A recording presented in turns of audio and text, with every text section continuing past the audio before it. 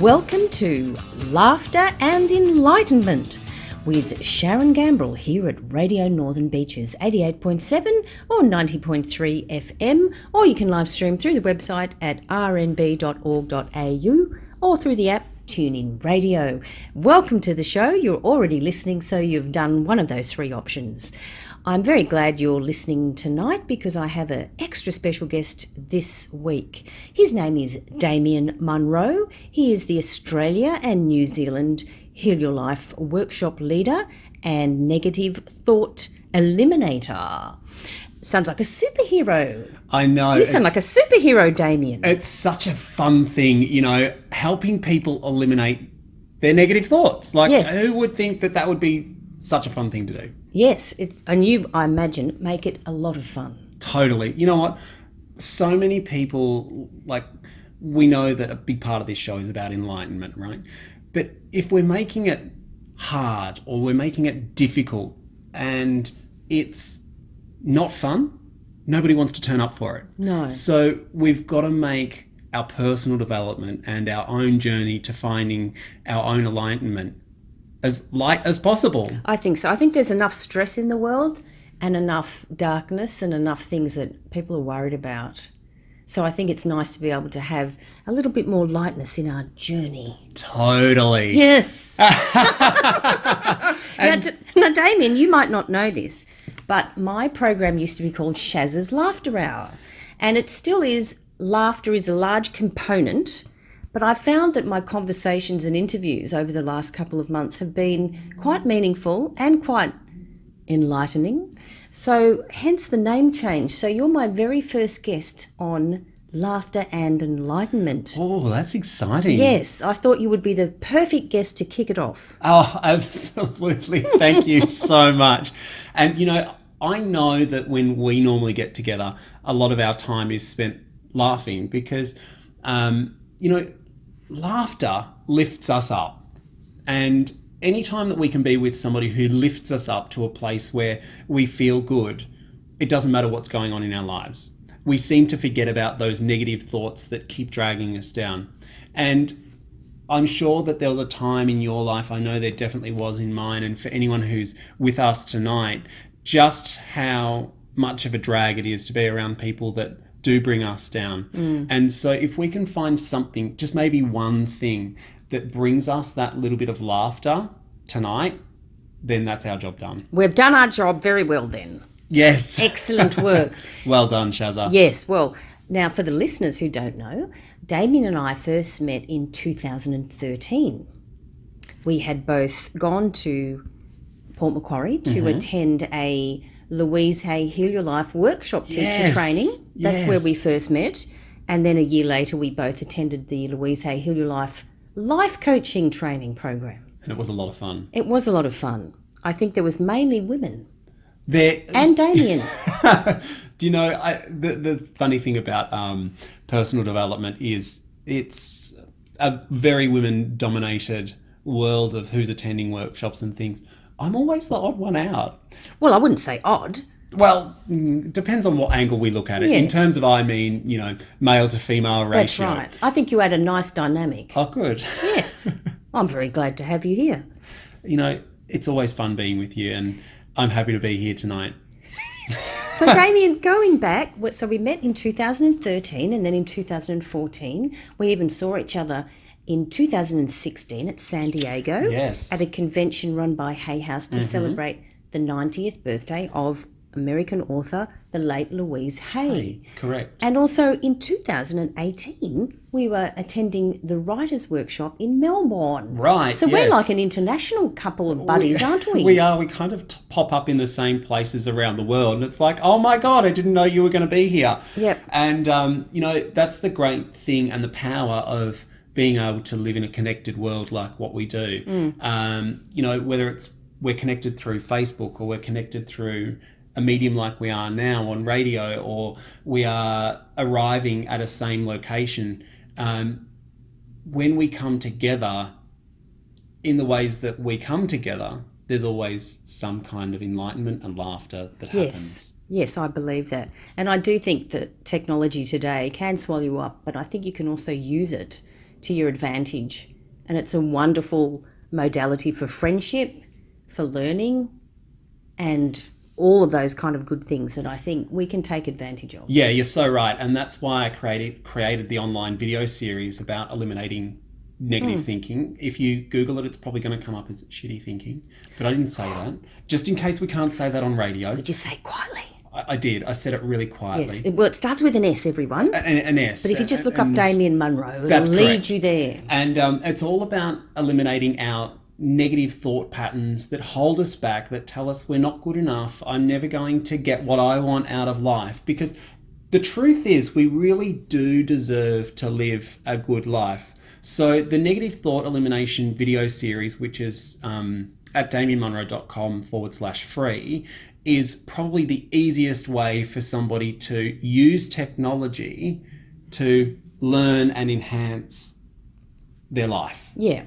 I know there are a huge amount of online courses and audio programs, YouTube videos, and this is a very good medium to learn something, isn't it? Absolutely. You know, the first thing I do when I don't know how to do something, Google is my friend. It is, isn't it? So I jump on, Dr. Google, let's call him, and I'll literally just find what it is that I'm looking for. We're so lucky we've got things at our fingertips, but it can also be overwhelming. And I know we were talking about this before we came onto air earlier today, just how we get wrapped up in that world of social media and what somebody else is doing and all of that stuff. And it brings us back down, and we need to then find ways to lift ourselves up. It can be quite stressful, and also I think people tend to make comparisons, which is not necessarily what the person posting is doing it for, but we can always, and that's our negative thinking coming in almost subconsciously. I'm not as good as that person, I'm not having as fabulous a life as that person. Too many comparisons instead of standing in your own life. Totally. And so if we can find pages and inspiration from others out there that is not causing us to have that comparison with who I am and who they are and look at what they've got and things like that, then that's kind of the space we want to find ourselves in. So, Damien, who do you find inspiring? Who have been some of the leading thought leaders that you've learnt from or inspired by? On my list, always, top of the list is always going to be Louise Hay. Yes. It's almost like I'm too. an avid little groupie of Louise. And although she's not with us anymore, I still keep going back to You Can Heal Your Life.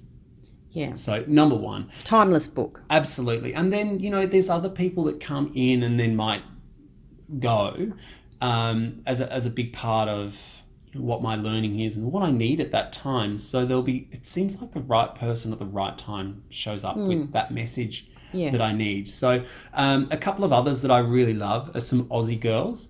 They're in Queensland, and they're the Merrymaker Sisters. Oh, that sounds like And they're all about fun and laughter and everything that is good in life. And so they run a blog and they do little things called Merry Body Challenges, and it's Pilates and yoga, but also dietary components. But it's not about feeling bad about who we are. It's about feeling good about who we are, no matter what body we're in. And that's why it's called Merry Body. So I love what they put out as well. That sounds like a very positive message. Totally. Yeah. And, we've got to be for what's positive rather than against everything that's bad in the world. So the more that we can be about what's positive, the more our life becomes positive. And I know that kind of sounds a little bit like a double negative when I've got the negative thought elimination stuff. But when we first start looking, what is it we're focused on most? My life's negative and I need to try and turn it around, or things are not going well and I need to find a way to get out of that. So that's what I love. I thrive on that. You can't just brush it aside and pretend it doesn't exist. It needs to be worked on, doesn't it? I'm so glad you said that because, how many times have we all gone somewhere and it's like, just think positive. And it doesn't work. It doesn't work. That niggling feeling will stay there and we just keep trying to put a Band-Aid over it. It's like driving your car, right? And you're driving along on the highway and all of a sudden this lamp pops up on your dashboard. Let's say it's the oil lamp. And so what do? I pull over my car and I just look for the fuses in the car, and I pull out that fuse that's lighting up my dashboard, and I go, oh, problem solved. But the problem's not solved. I just can't see it anymore. I'm disassociated with the fact there's a problem. And so I get down the road, and then all of a sudden my motor seizes up. It's like in life, we ignore a problem for so long that it destroys our life. It tends to fester, doesn't it? It festers like that big ugly wound, or that we all go through acne when we're younger. Yes, even not so young, Damien, I must say. The great thing is if you still got a pimple, you're still going through adolescence. Yes. So you're nice and young still. That's it. So it festers away like that pimple, and eventually our life breaks down.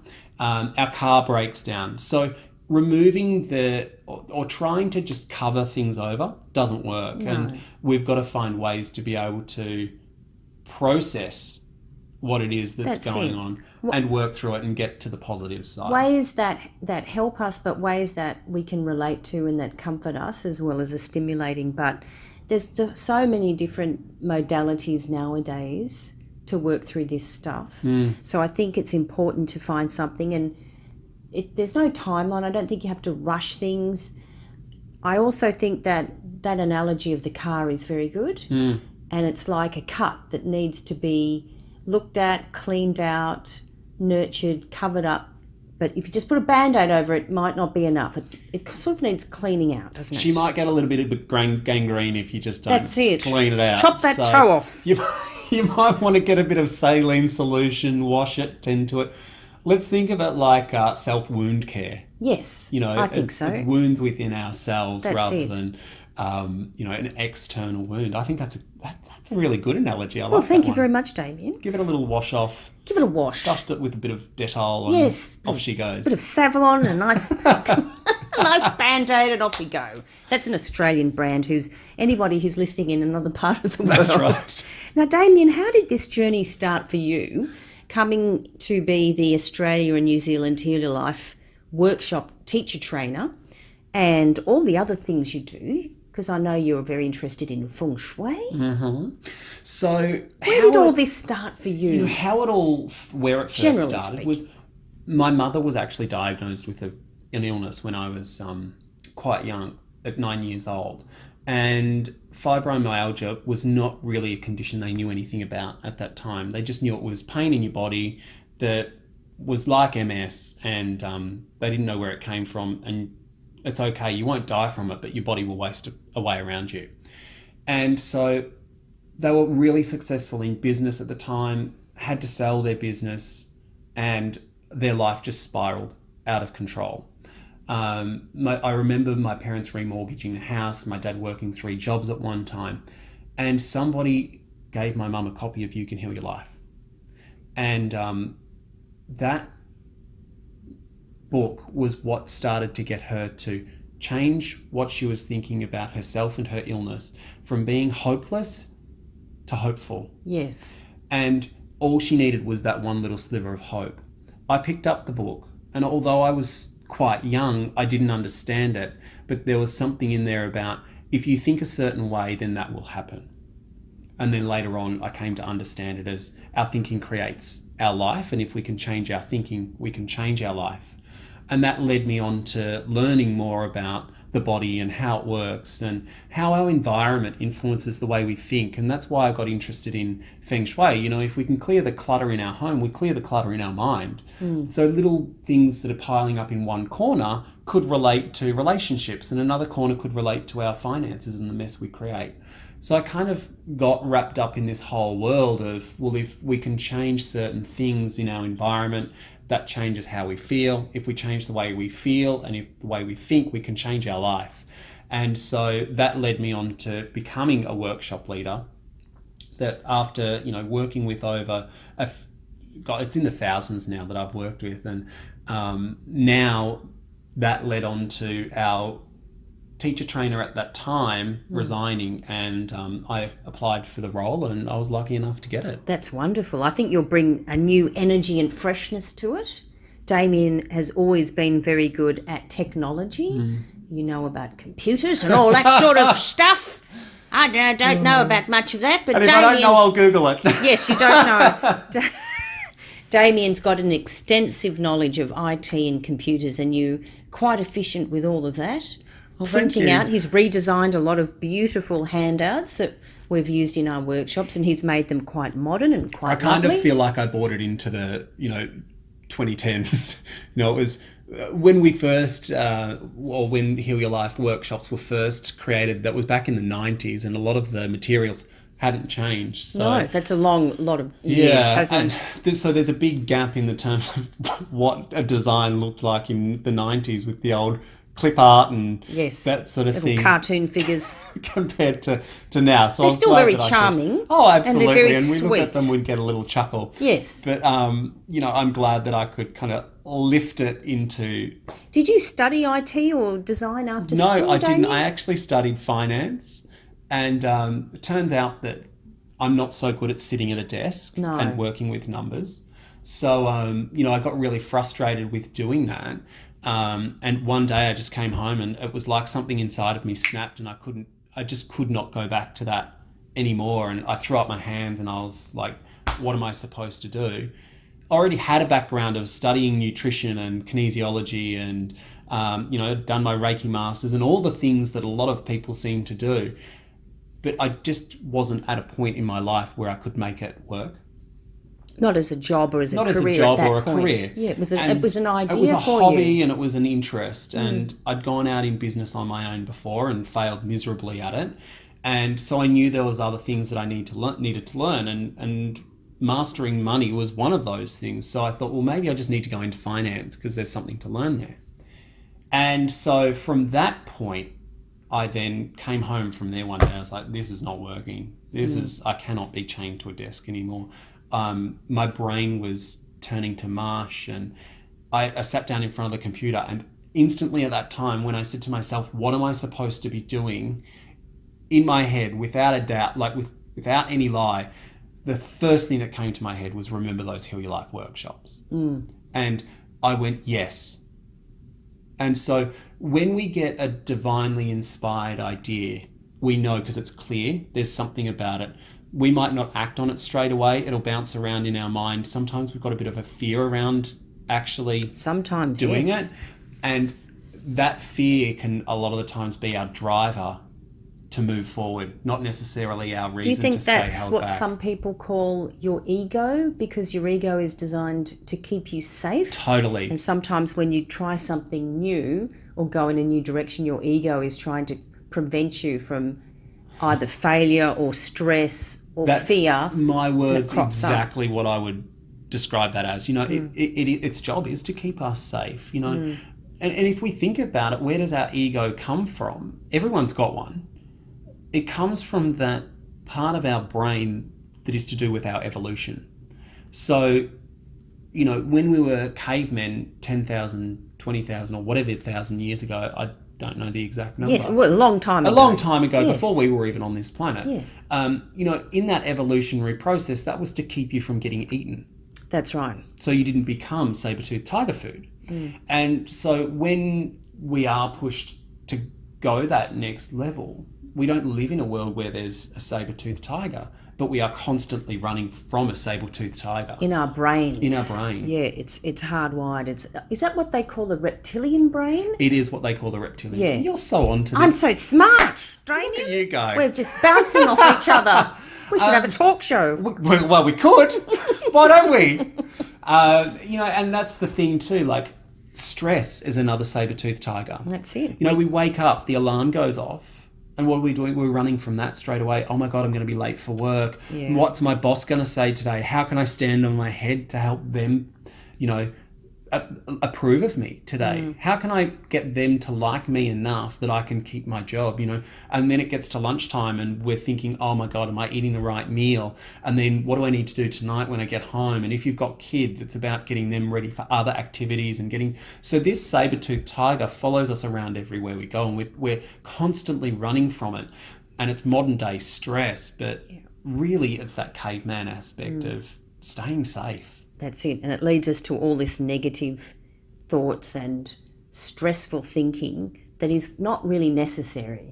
We just need to have a few techniques to calm down and face every situation and make sure that we know that we're going to be quite safe, and that's talking to us. Because otherwise we go straight into that stress response. Yeah. Which is... running from the tiger. Yes, that's it. And you know, they've added freeze to that. It used to be just fight or flight, and now it's freeze is added. God, what do I do? Fight, flight or freeze. Yeah. And I think any of those in large quantities throughout your life, particularly if you learn it as a child growing up, if you have a stressful family, if you have aggression or fighting at home, or if you're always constantly worried and anxious about whatever, whether it's about someone's mental health or whether it's about finances, we carry that with us until we learn these very useful techniques. It'll just repeat over and over and over, and we'll wonder why. Yeah. Like, why do I seem to keep attracting that same partner? Or why can't I seem to get my finances right? Or why do I always just go for a crappy job that doesn't pay me well? You know, is that all that I'm worth? And then we kind of accept that that's all that we're worth. But it's because, you know, at some level we're just trying to stay safe. That's it. And not get hurt. And negative thoughts, don't they lead to poor self-esteem and self-worth as well? So, yeah, we've got our poor self-esteem. And then, you know, if we do that for long enough, we get conditions that are called anxiety and depression because that's that freeze component. That's right. Like we're stuck in that moment. And I work a lot with people that have been stuck there for a long time and they don't realise how their thinking patterns have contributed to that. Now, that's not to make anybody feel guilty about the way they're thinking. It's more of a way of becoming self-empowered. Yeah, and self-aware too. And self-aware. That it's happening. Yeah, and the more we become aware of our thinking, the more we realise the way we were thinking that way. So the number one thing really when we get that awareness is not to start beating ourselves up. Absolutely. Because that's one of the things that we start to, oh my God, I didn't realise I was so negative. Maybe this personal development stuff is not that great because now I'm becoming aware of the thoughts that I did think, and it was much easier when I wasn't aware. And I know myself when I first started to become aware of the thoughts I was thinking, it'd get to about 3 days in of saying something positive to myself, and then it was like my world crumbled.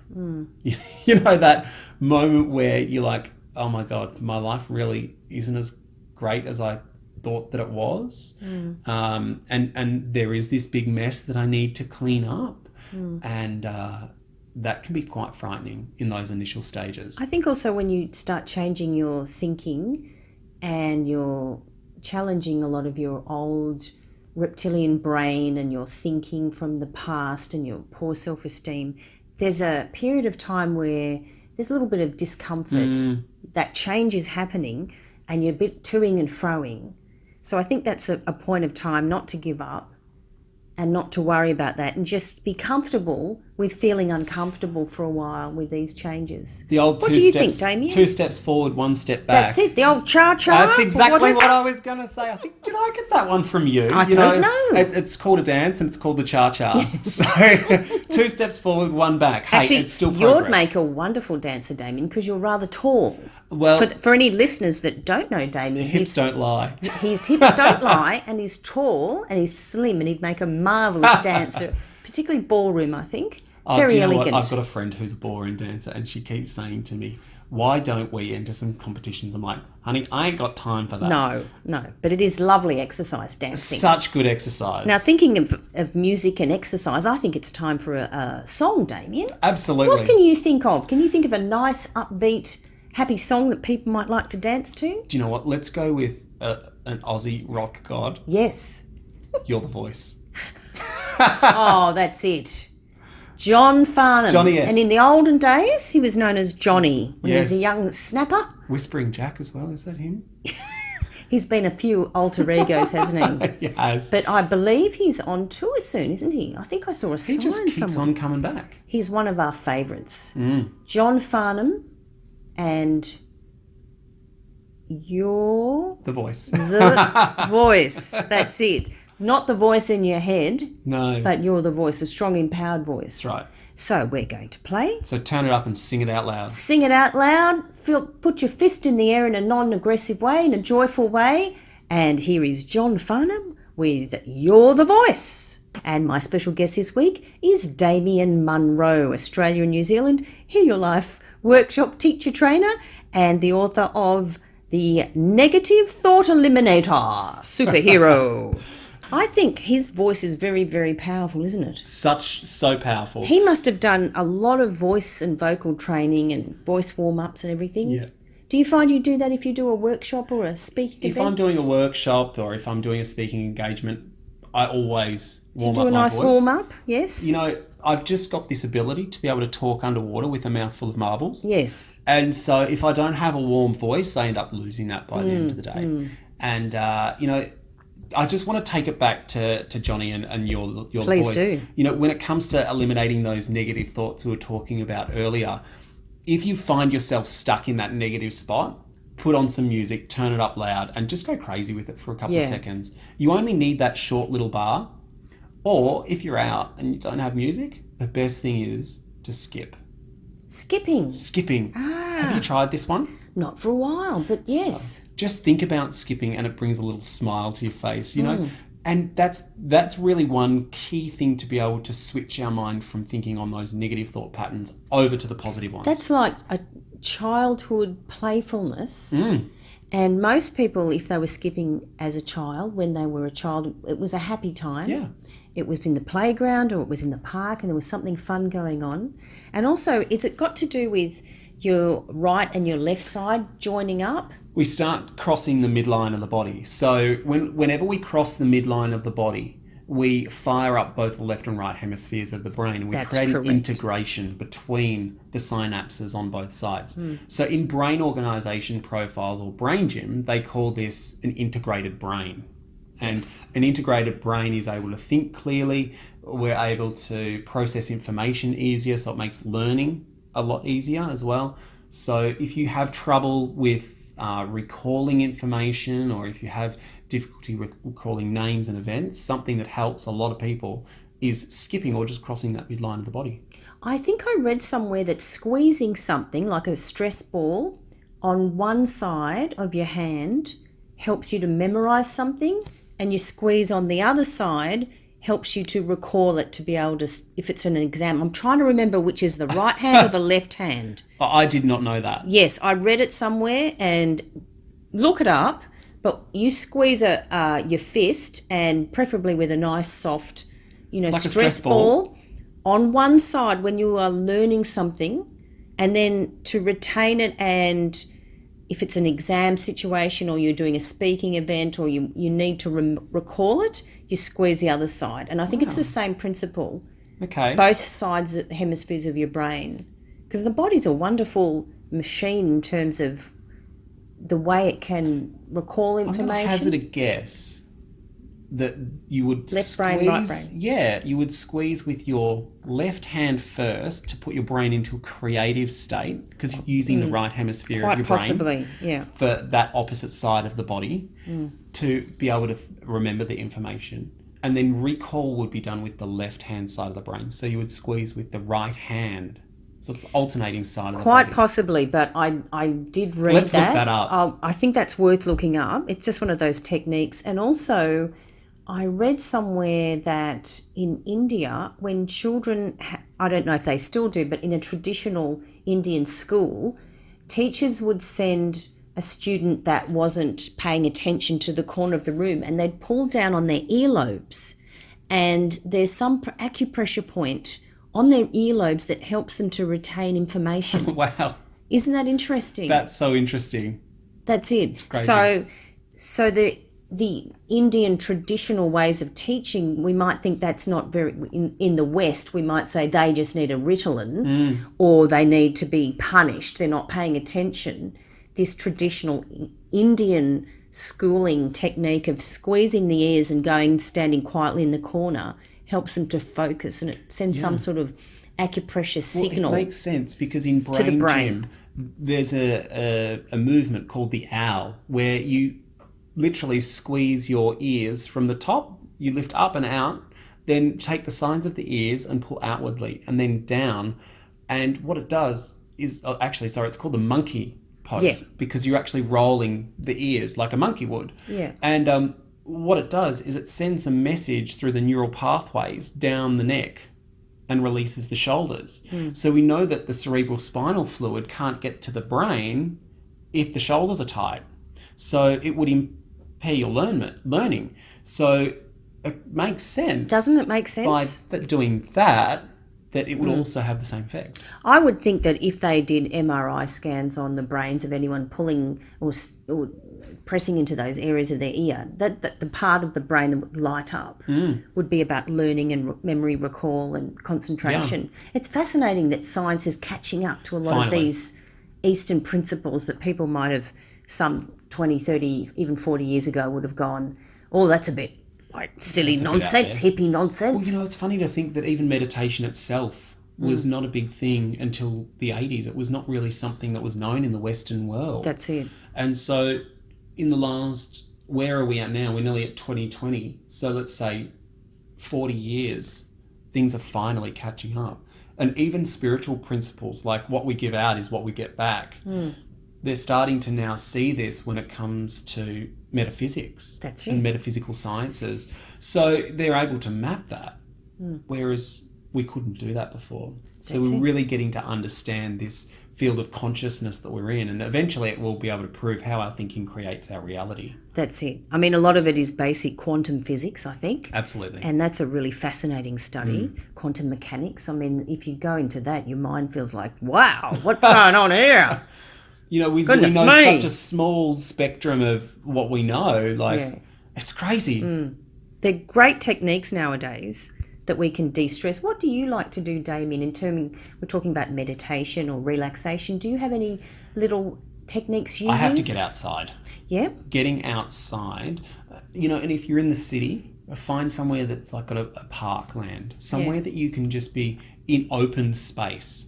I used to live in an apartment on the 28th floor, and I always felt disconnected to my environment. That's high up. It's high up. My head was literally in the clouds. Wow. And so my thinking was in the clouds. And what I would do as a way to be able to just bring myself back down to earth, I'm not even talking about, chanting and omming and, taking your shoes off and standing in the ground and being zen. Which is actually very good. It's called grounding. It's good. It's grounding, and we all need that. But just walking to work instead of, catching public transport from door to door. Yeah. Not looking at my phone. Just turn your phone off for 5 minutes. We're so wired and so connected to everything in our environment that we forget, hang on a second, I've been inside for too long. Or, I haven't opened a window all day, or I haven't opened a blind. There's some people that just don't open their blinds and let the sunshine in.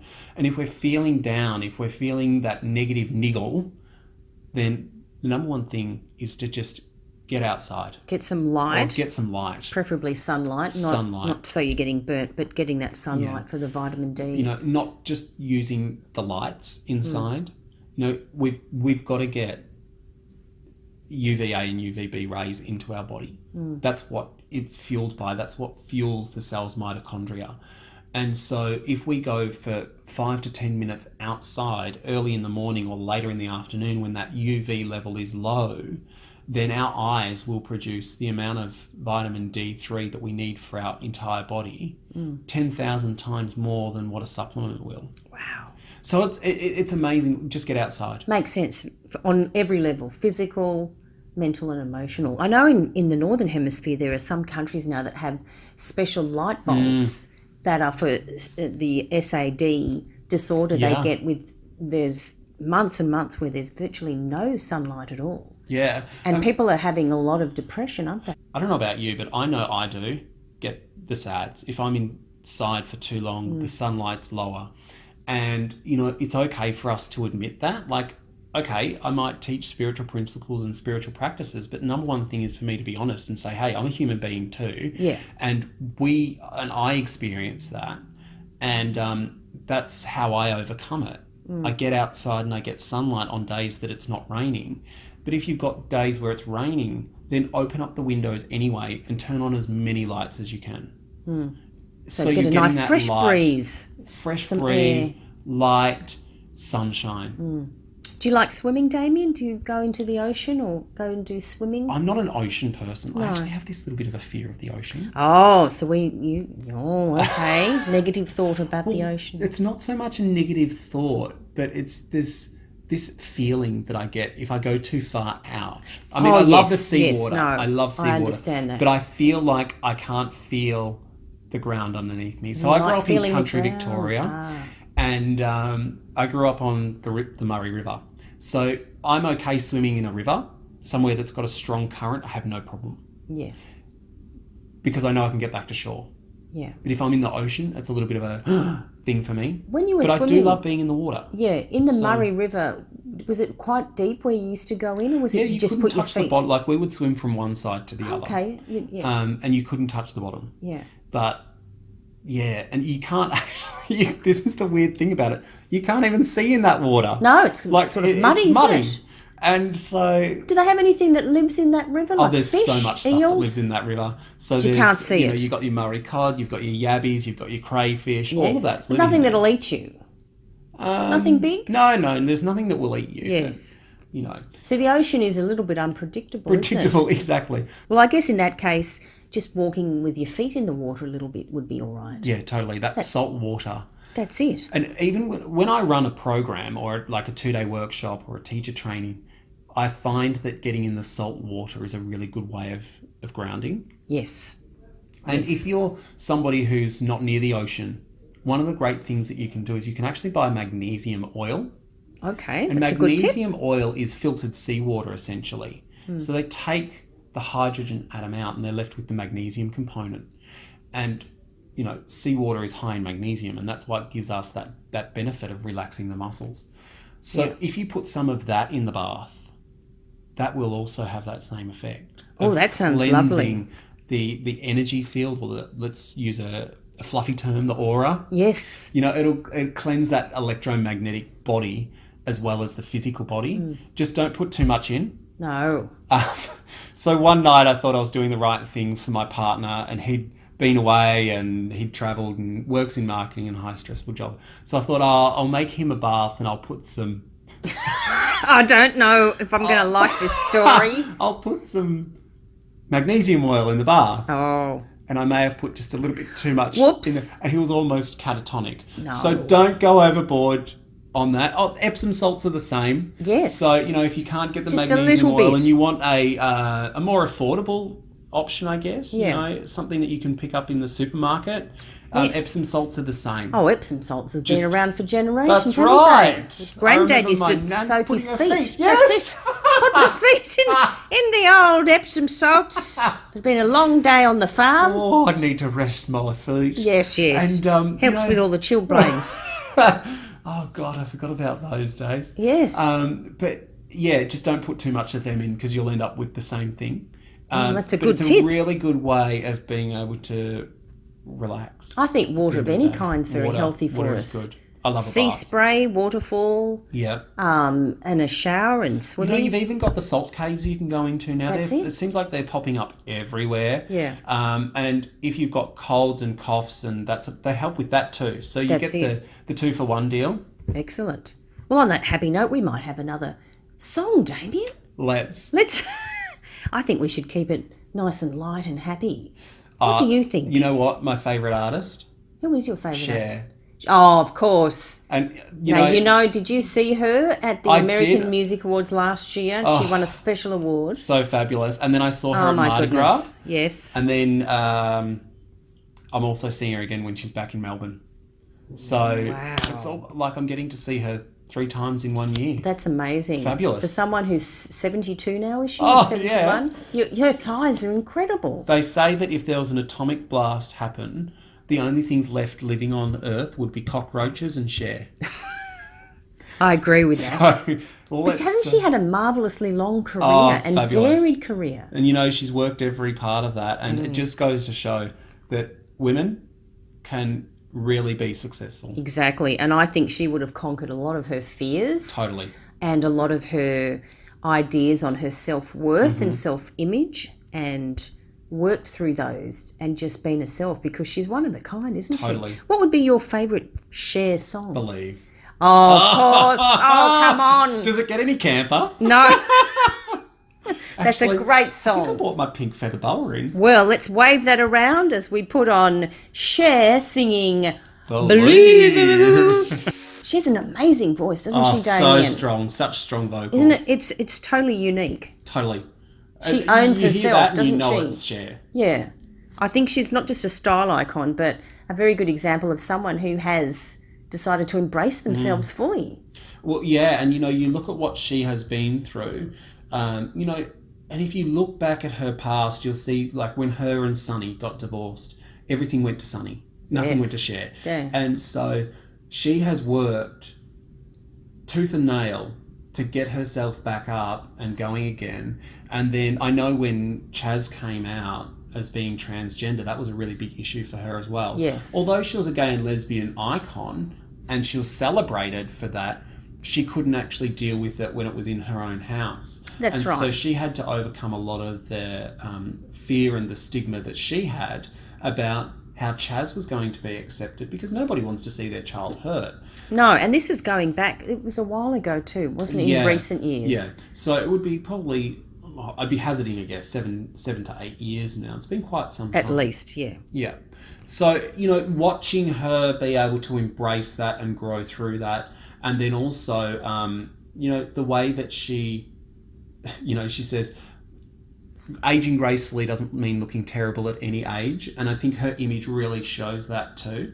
And I love that too, because it's about self-worth. It's not necessarily about the numbers of facelifts she's had, but she looks in the mirror and she says that aging gracefully to me is my own version of that. And it doesn't necessarily mean what you believe about aging is true for me. And what she believes about aging is true for anyone else. It just simply means, by aging gracefully, I just don't look terrible at any age. I think there are a lot of women who are pioneering aging now. I know Louise Hay used to always have an affirmation that was, I am the perfect age for wherever I am in life, something like that, wasn't it? Yeah. Accepting yourself fully at any age.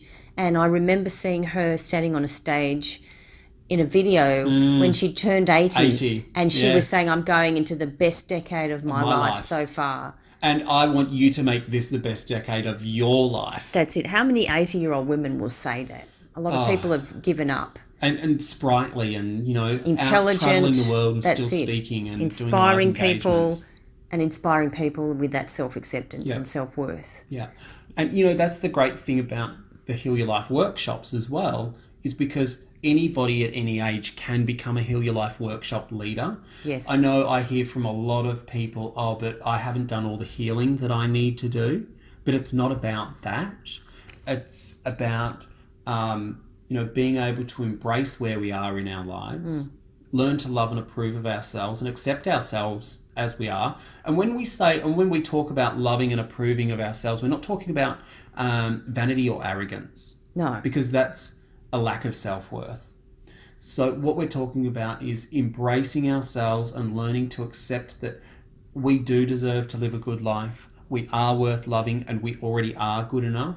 Sure, there's maybe some things we want to change, but if we try to change from a place of not being good enough and believing that we don't deserve, then every time we try to change, we'll be met with resistance or something doesn't work. That's it. And so when we can learn to love and approve of ourselves, our changes become easy. They become easier and we want to make those changes, and it feels good to make the changes. Correct. And so many of us, I know myself included, have had a lot of ideals of perfectionism, and you have to unlearn those ideas, don't you? Yeah, it's almost about becoming comfortable about being imperfect. Very well put. Imperfect is, I agree is a with great that. way of thinking it. Yes. Perfectly imperfect. That's it. Why be anything else? But it's useful to learn these techniques. And as you say, you have to first of all get that cut cleaned out and recognise it, and then it becomes a beautiful new piece of skin. Exactly. As we are. Oh, it's about, learning to really be ourselves because everybody else is taken. Yes. I've seen everybody else is already there. Yeah. So we need to just become our own person. That's it. Everybody else is already taken. So don't try and be somebody else. No. Be the perfect expression of who you are.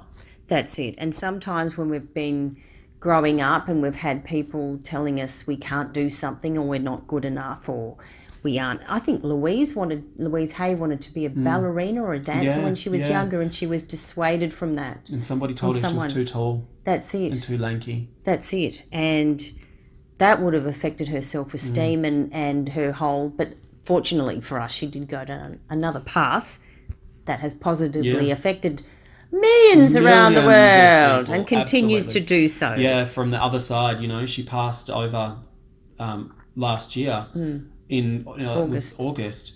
And I think it was August the 30th or something like that. And so, the interesting thing is now her book is getting more attention and more traction now that it's coming into its 30th year. Yes. And that's just the great thing. Like, we can always continue to have a positive ripple on people no matter where we are, whether we're still physically living in this world or we've left the planet and we've left a legacy like a book.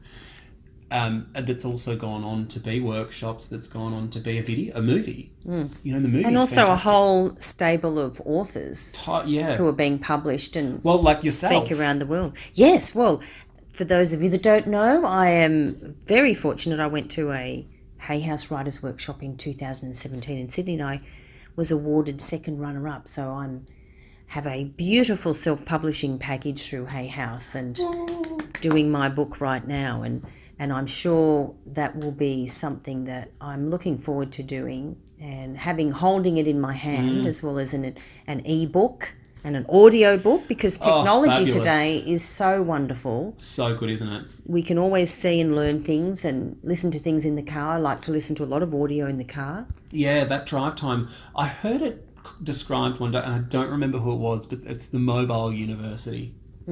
That's a good way of putting it. Mobile university. You just put something on in the car and you listen to it as you drive. That's it. And you learn while so you can be inspired, you can calm down, you can learn some really health techniques, and also fun music. Yeah. And I think we've nearly finished our very special interview with our guest Damien tonight. Now, Damien, what can you suggest to our listeners? Do you have any top tips for just a couple of little ideas you can give them just as we finish our interview today? I'd love to give 3 little top tips that are simple, easy and effective. Yes. Number 1, get outside. Yes. Get outside. If you can't get outside because it's wet and it's horrible, open up the blinds, turn the lights on, and open up a window. It only needs to be 2 centimetres. And if it feels cold, that's okay. It's only for 10 minutes. I'm sure you can handle it for 10 minutes. Get fresh air into the body, get sunlight into the body, and get light. Yes. That's number 1 thing. That'll lift anyone's mood. Yes. Number 2, if you're feeling a little bit down, think about the idea of skipping and then try doing a couple of steps of skipping. That's a great notice idea. how it just changes your physiology. Yes. Tony Robbins talks about our physiology dictates our mental state. And so if we can change our physiology, then we can change our mental state. But so long or so often we try to change our mental state without any action. So have a little go of skipping. Just try it. And I know you're thinking about it right now. I know. As soon as we're finished, I'm going to go and skip down the hallway. Right. We'll skip down that hallway together. And number 3 would be gently change your thoughts. Don't try to change them all at once. If you notice, okay, I'm feeling a little bit negative today, just go back to one of those 2 other things that I said. Either skip or open a window. It really does need to be just that simple. Yes. We don't need to make it hard on ourselves anymore. Yeah. So, number 1 was get some fresh air, get some sunlight. Number 2, skip. And number 3, be easy about the change. Be gentle with it. Yes. And make it easy. Well, that's wonderful. 3 very useful tips there from Damien Munro. And I would like to thank Damien very much for being my special guest this week on Laughter and Enlightenment, formerly known as Shazza's Laughter Hour, on Radio Northern Beaches. Thank you very much, Damien Munro. It's been my pleasure. Remember, stay beautiful, and I love you. And if you want to find out more about Damien Munro and the Heal Your Life teacher training and life coach training and all of other of Damien's programs, you can find him on damienmunro.com. That's the one. And thank you very much for listening. And until next week, I'll be back next Thursday from 6 to 7 p.m. here at Radio Northern Beaches 88.7 or 90.3 FM. Or you can live stream through the website at rnb.org.au. And until next week, have a happy, healthy and laughing week.